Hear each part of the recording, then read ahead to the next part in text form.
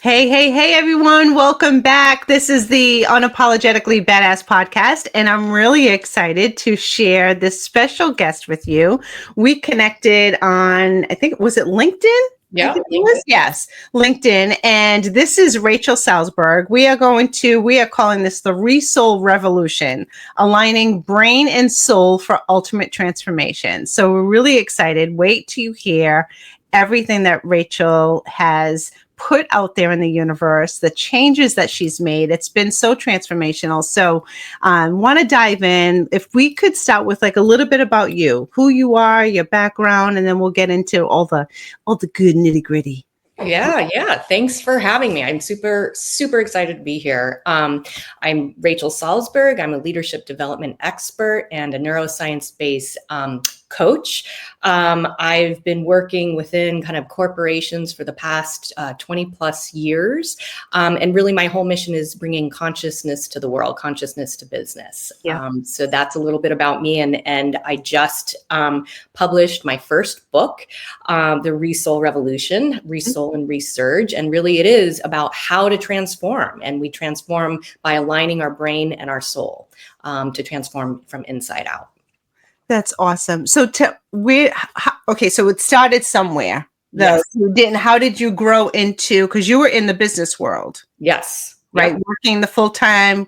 Yep. So let's start like there or even before then. Yeah. Okay. All right. No, it's a great question. So, I think about my story in the sense of, let's start like as a kid, I grew up in a family in which I had a pretty narcissistic father who was a bit volatile, and a mother who was British. And I learned pretty early on to kind of give up my needs and lost my confidence and I had a lot of self-doubt in my life. And that sort of modeling shaped how I kind of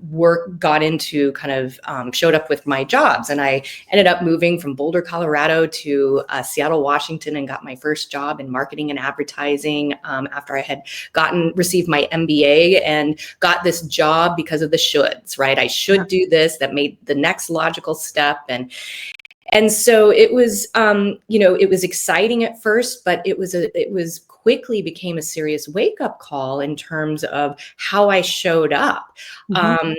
It became less about the job, but more about how to navigate the politics and strong personalities. And I learned to kind of doubt myself and apologize for things that weren't even my fault. Yeah. And so it really shaped,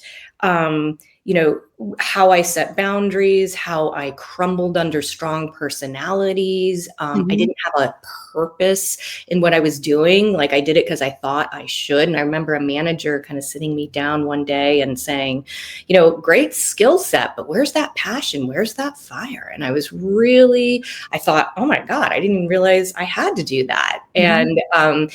And I didn't have purpose in what I was doing. And so I got super curious about that and what effective leaders were, and also super curious about the belief systems that I held about myself, which was that I was not worthy, that I wasn't good enough, that I wasn't smart enough. And I thought I was really great at faking it. And that's how I showed up at work. And long story short, I ended up meeting a leadership coach as I transitioned out of marketing and advertising into working at Microsoft, helping to build happy, healthy teams. And I recognized that one of my strengths was really getting to understand what held people back and how to develop confidence, and ended up launching my first workshop series called Leading Through a Different Lens, which was help with my coach. But I was going to show up and I was like, how are these people going to, especially women, how are they going to listen to me? I'm not smart enough. I'm not good enough. And I would crumble under the pressure, and I would sweat profusely. Yeah.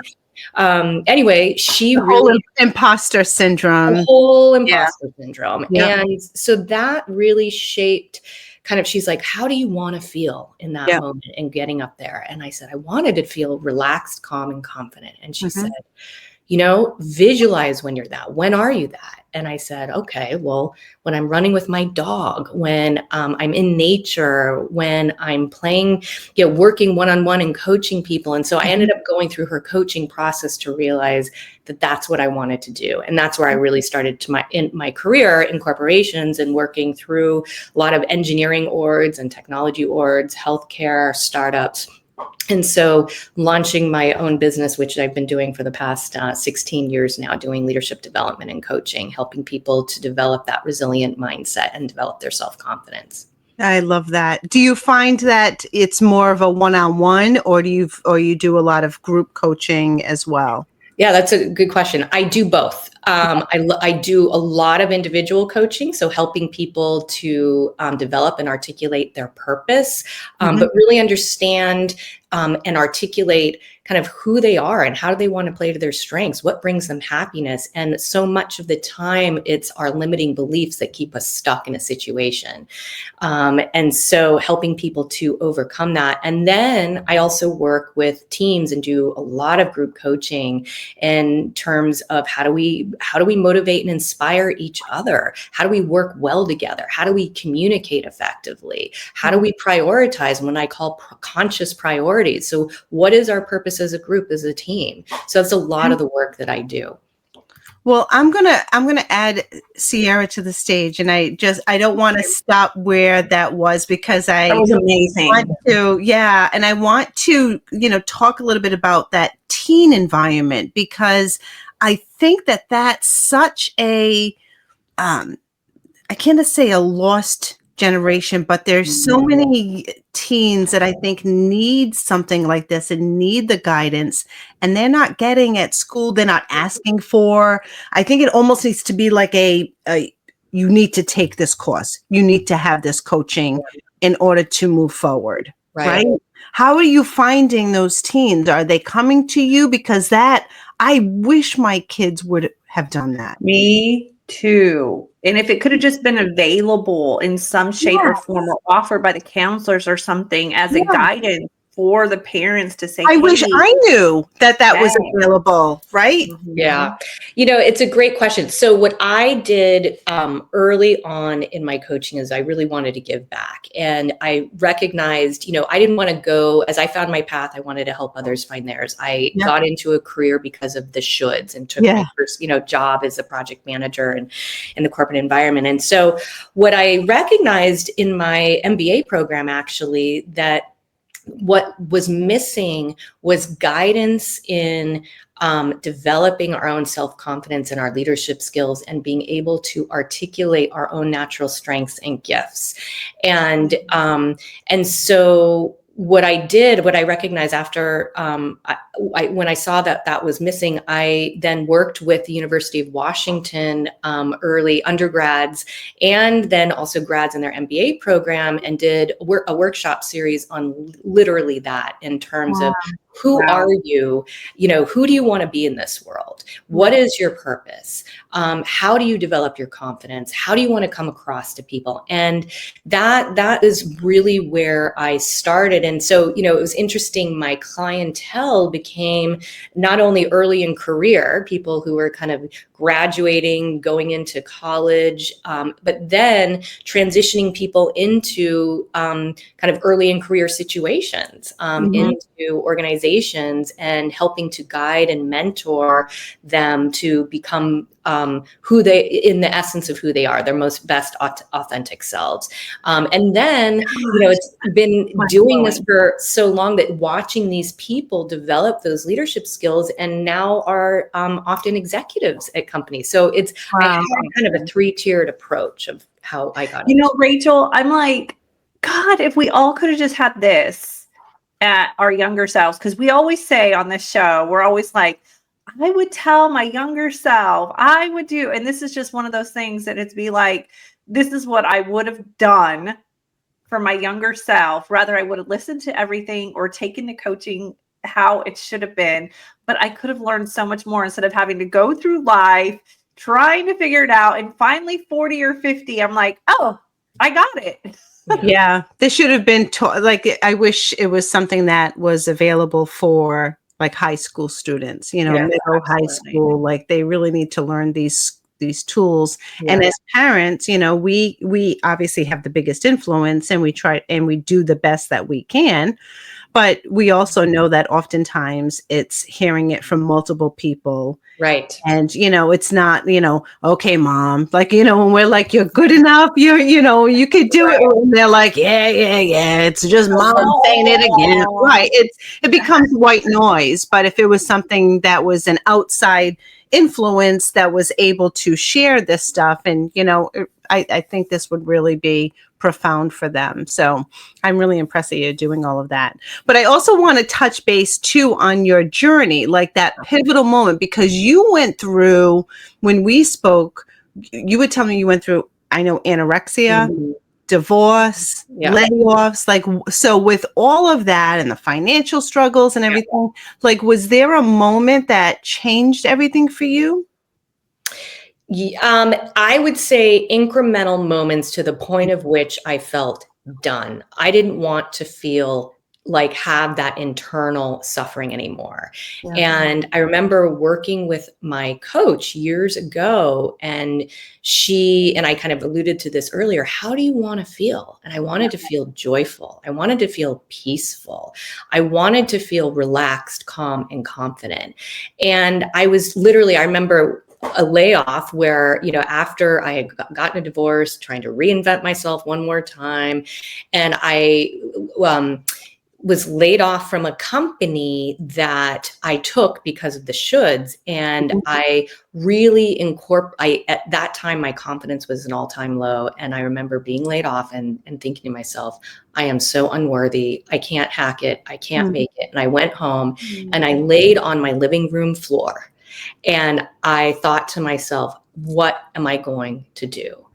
And there was something inside of me that said, this can't happen anymore. I have to get out of my own way. And I got super curious, even more curious about the lens through which I saw myself to determine the actions I took and the results I got in life. And so I sought out self-help books, coaches, shamans, therapists. And so I pulled out all stops to seek out the support. But most importantly, what I realized, and this is kind of where the ReSoul Revolution is, my journey to how to resoul and resurge, that it's actually up to us. It's up to ourselves to understand how we can transform from inside out versus relying on others. And it starts out with becoming aware of our deep-seated limiting belief systems about ourselves.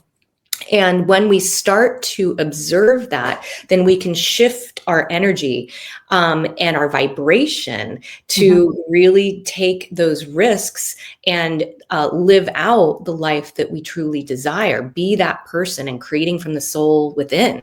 And so I went through different kind of phases in my career then, where I took a hiatus from the corporate environment. I actually became a jewelry designer, and I had a business called Create. And it really was about creating from the soul within. And then I loved the business mind of it. And I started selling to different boutiques and all over the nation for a while. And I recognized, you know, I love this business thing, and I think I'll get back into the corporate world, but as a different person.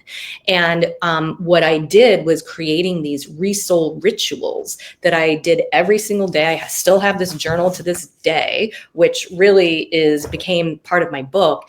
And every morning I'd wake up, and before I dove into email, before I did anything, it was really envisioning how I wanted to feel, being super aware of the beliefs that I had about myself, and developing that self-worth, that I'm worthy within and I'm worthy without, and I'm worthy as a human. We're all human on the same playing field. So those are the pivotal moments that I kept incrementally doing, and what I call the ReSoul rituals that we continue, that as humans we can continue to do every day. We're never done. So in terms of that pivotal moment, you know, we're constantly kind of peeling that onion. I love that. And I love that you took the time to reflect, to go like, what is it? How do I want to feel? And what do I want my world and my life to look like? And knowing and giving yourself the grace that you can change and pivot no Yes. matter where you are in your journey. Like oftentimes we talk to women and we know people that are in this sense of being stuck because they're afraid to give themselves that grace to make the change, right? And I think also that's a being good like point. stuck, and then you took the time to be silent.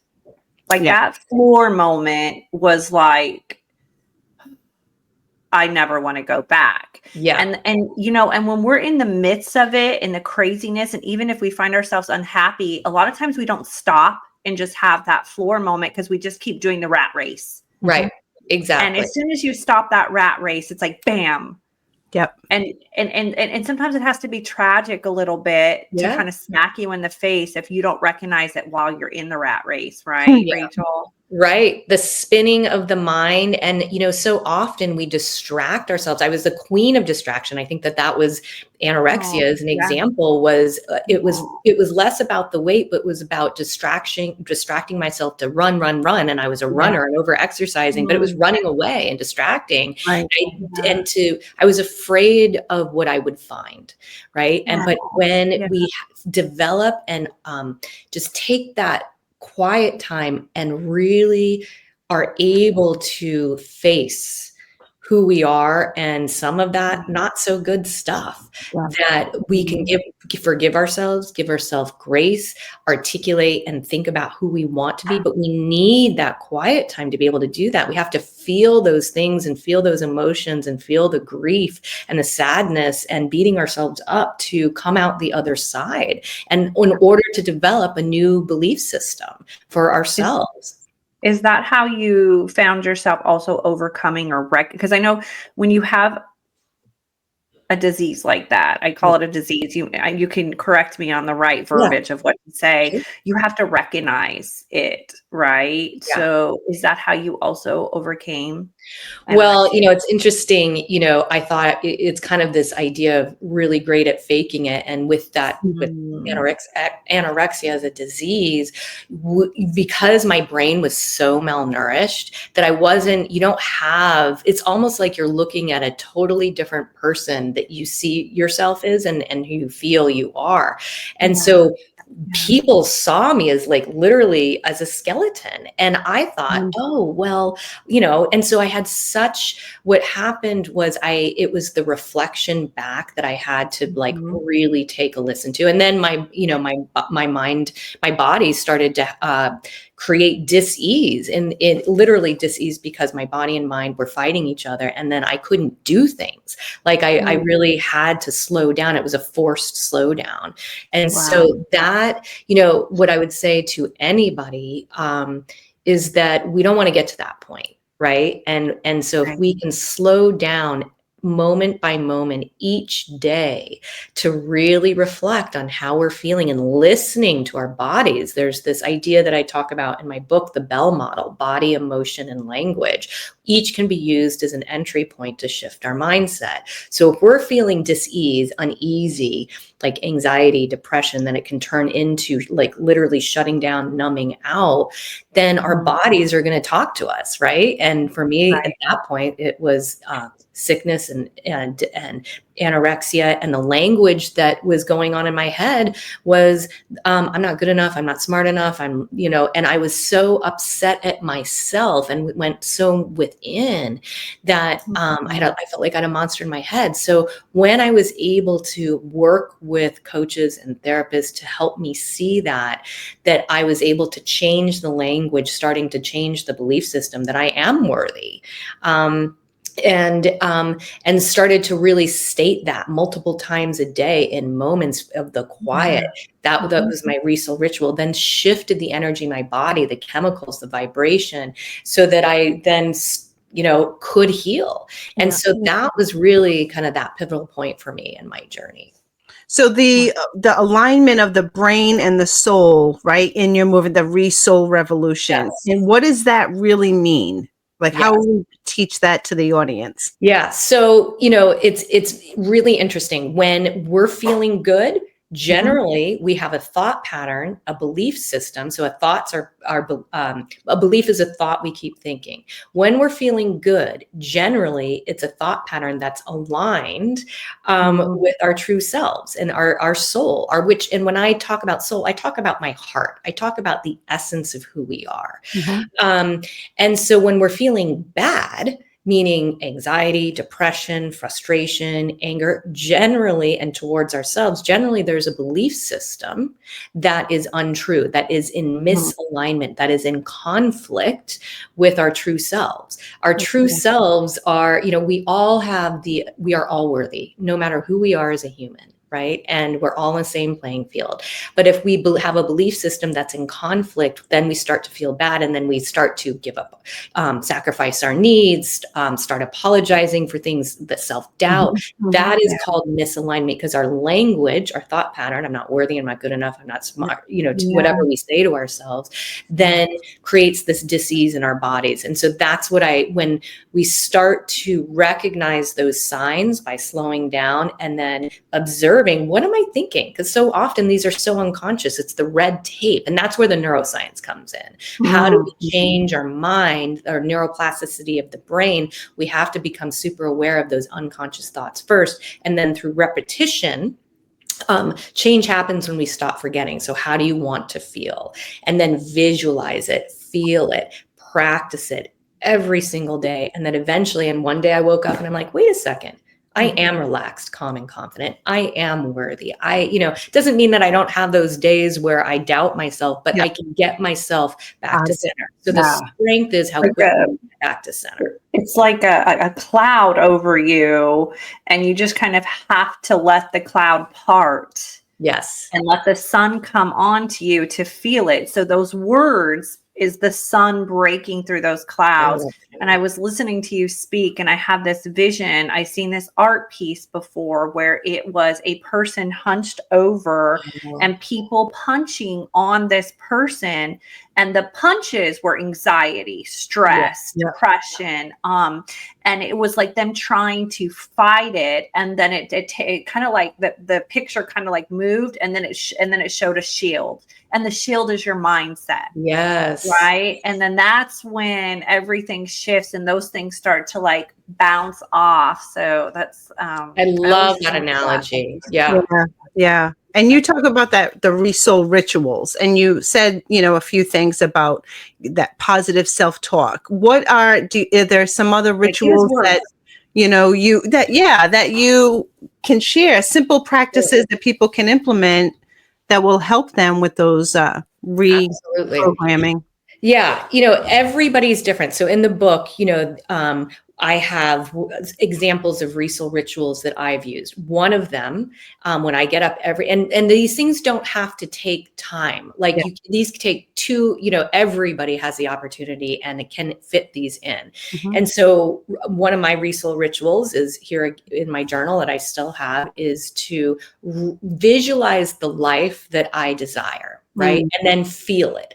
And I just have like a paragraph. Right. And so then I can get myself into the mindset of gratitude, excitement, joy, happiness. How do I give back? And so that's a ReSoul ritual I do. Another one is every day. I named three. I have a coach actually in the UK. And so he's my accountability partner. I name three things that I'm grateful for and truly feel it. And I text him, those three things. And we do that back and forth. So we can keep, again, when even just the feel of gratitude helps so much that it really shifts us back into, center.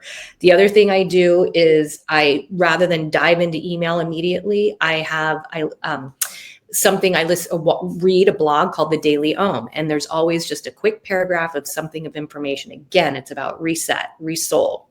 And I kind of play a game with myself around it. And it's the rituals are discipline. It's practice and behavior that are achievable micro steps that we can do each day and integrate it into our lives. And the other part is exercise. I walk my dog, but I also listen to my favorite people in terms of podcasts and anything inspirational. Mel Robbins is great. Joe Dispenza is awesome. Unapologetically badass. Exactly. Right. Or let them, so anything that triggers me to kind of get focused again. It really is the lens where we can expand out and be all over the place, or we can get focused and truly how we want to feel. And that's how those are ReSoul rituals that I use. But anybody can create their own, whatever triggers them into a place of just quiet in those moments. I have sticky notes on my phone or my computer, whatever it is, to like brushing your teeth, it's getting into the habit of doing it. For I sure. think it's also taking those like pauses throughout the day and doing the recheck.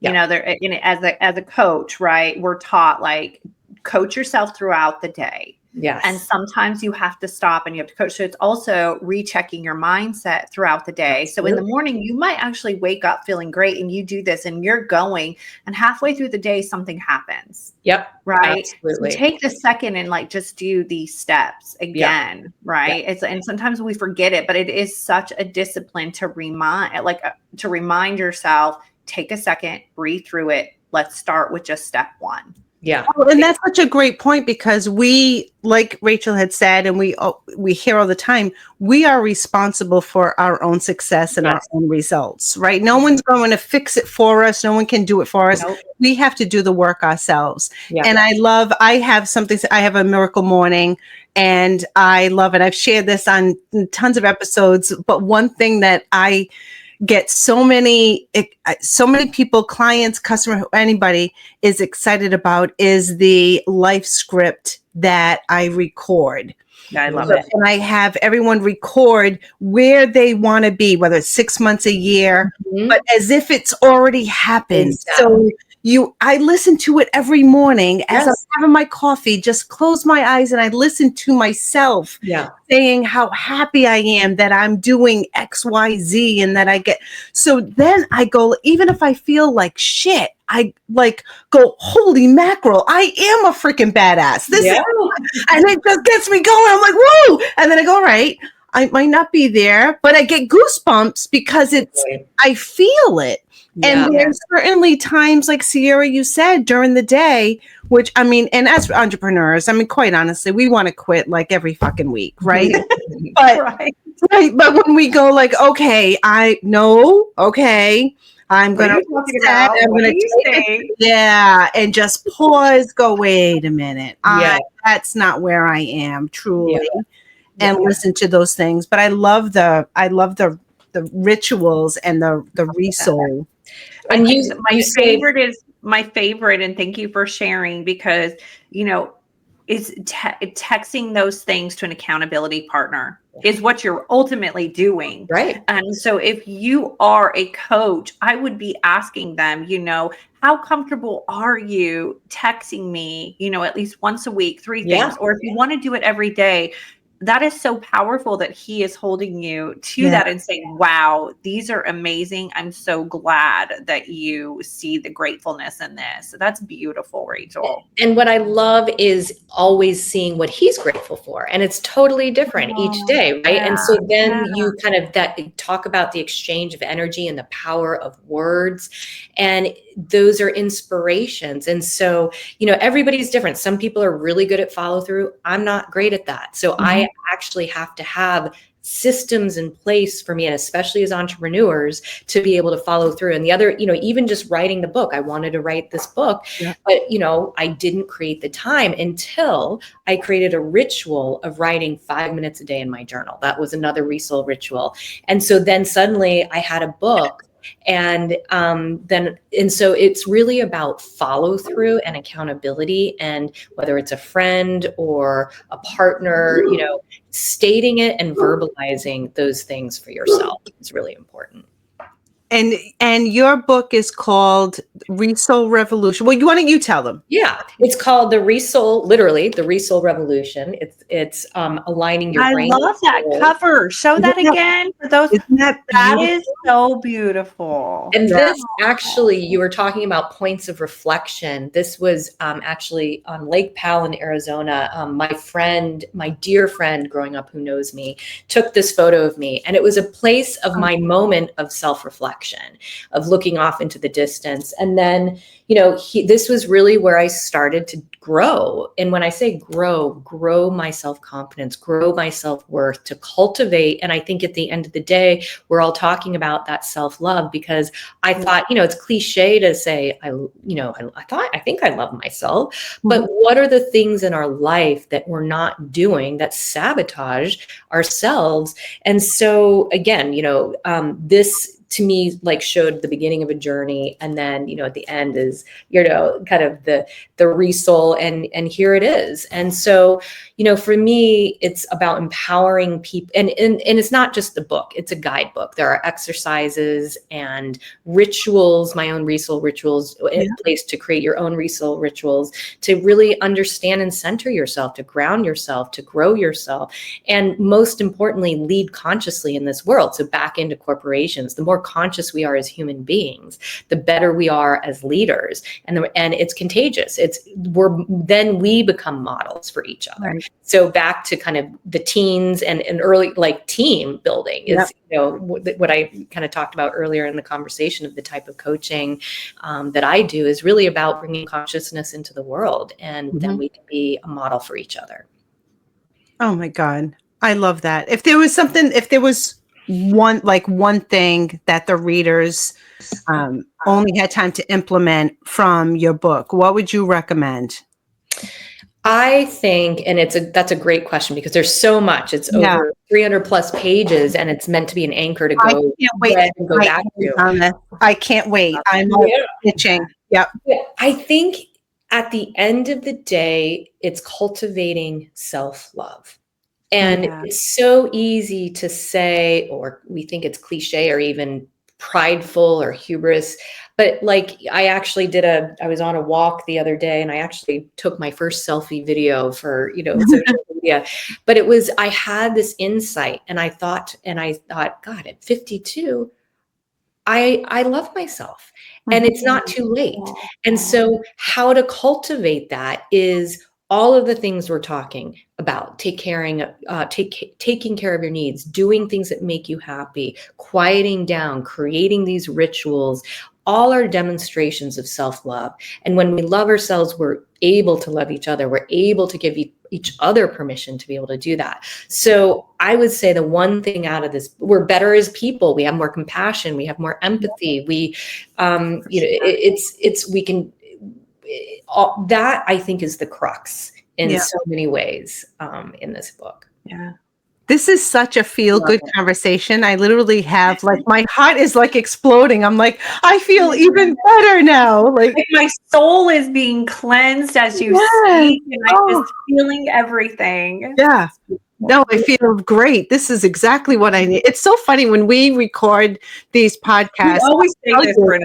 Right? This is exactly what I needed to hear. I don't know how this happens, but this is every single episode, Rachel. Wow. The people that have been on with us, Renee and I, literally look at each other and say, we needed this. Yeah. We really, really needed you. You didn't need us. That's how we feel at the end of every episode. Well, I so love that. And what I just love is the energy that we bring to each other, and the universe kind of provides, and just the discussion, and what we've just done, a chapter in this book, or a part of this book, is really about how to raise our vibration. Yeah. And it's through this kind of conversation. It's through the words and the belief systems that have an energy that raise our vibration. And so if we can do that for each other, again, that's, how we can help each other, For sure. What's next for you? Because you've talked about upcoming maybe retreats, programs. Yeah. What are we looking out for? Yeah, no, this book is really, the goal of this book is to create a platform and a community, to do exactly what we're doing here, have a conversation and how to really resoul ourselves and to resurge with confidence. And so, from this book, I will be doing something called the ReSoul Labs, which will be a group coaching book group in terms of moving through a lot of these concepts in the book. So you're building community, you're building a network, you're practicing it with each other, you're talking about the book. That will go in to organizations and corporations in terms of working with leaders. This will also be a retreat. My whole vision from this was, I remember walking early on in my first job in Seattle, and I was walking down the road and in an area called Fremont. And I thought, God, I feel so awful right now. I just want to resoul. And so that name came to me. And so I know, what did that look like? I've always loved retreats. I've always loved creating spaces for people. And so there'll be a ReSoul retreat as well. So stay tuned for that. And then, of course, continuing my individual coaching. Those are kind of 3 pillars of my work. And so this is something I've been doing for, a long time, but it's really now focused on this concept of the ReSoul Revolution. Wow. There's so much success and joy that you're going to bring to so many people through all of these programs. I'm thrilled. I'm thrilled. I can't wait to get my hands on this book. So Amazon, everywhere where books are. Yep. Great. Yeah. Amazon, Barnes and Noble, Target.com, and local bookstores. Perfect. So yeah, the ReSoul Revolution. And then is it, do you have like an Instagram page, like ReSoul? Yep. What ReSoul Rachel is my Instagram page. And so you can find me on Instagram, RachelSalzberg.com, my author's website. And then my coaching business, which is now I'm kind of consolidating, but it's facetscoaching.com, like the unique facets of a jewel is. So those are the places you can find me. What do you hope to, with your retreats? Because, you always just say, like, they always say, if you could just bring 2 together, like, it's worth it, right? But whenever they leave or whenever somebody reads your book, what is the hope that they get from that whenever they're face to face with you, or when they're reading your book, or they're following you on Instagram or Facebook or whatever? What is your hope? To feel worthy within, and to really to take tools and rituals that create community. So the more conscious we are, then we create a platform and a community for others to feel conscious as well. And so, we go to a retreat or we go to a workshop, it's not a one-off thing, right? This is taking it forward day by day. So it's really a community for each other to inspire and lift each other up. I love that. Oh, perfect. Right. I'm just like drooling. I want to get in this book. Like I feel so good after this. You definitely exude so much heart and love, and you can tell how passionate you are. And I think a lot of that is because you went through the work yourself. You're not just promoting something, you've actually gone through this journey. So it's definitely, you can feel that, you can feel your journey. And I'm thrilled that you were able to come on and share that with everyone and inspire them to resoul themselves for sure. Thank you so much. No, it's really, I think it's a 3-part journey. And if we can think of ourselves as like, it's the thought patterns and belief systems and how we can reshape those. And they're just thoughts, they're not facts. And so how do we want to feel? How do we want to be? And then creating our next level soul. It's changing our vibration. That's the second part. And playing around with this idea of body, emotion, and language to be able to raise our vibration, to get into alignment. And then for each of us to articulate our own sense of purpose, right? And so if we can all create our life in those 3 parts, those 3 pillars, and elevate, then imagine what the world could be. Oh my. Imagine, right? We would definitely want to live in that world. So it's one step at a time. I could live with you, ladies. We're good. It's all good. So good. So everyone, please go follow Rachel. Contact her if you'd like to learn more about the opportunities to work with her. You definitely want to follow her so you can get in on those retreats and everything else that she comes out with. So grab her book and let's dive in. If anybody has any questions, they can always contact us as well. Thank you so much. And I just want to say, Renee, like if they have already read it by chance, right?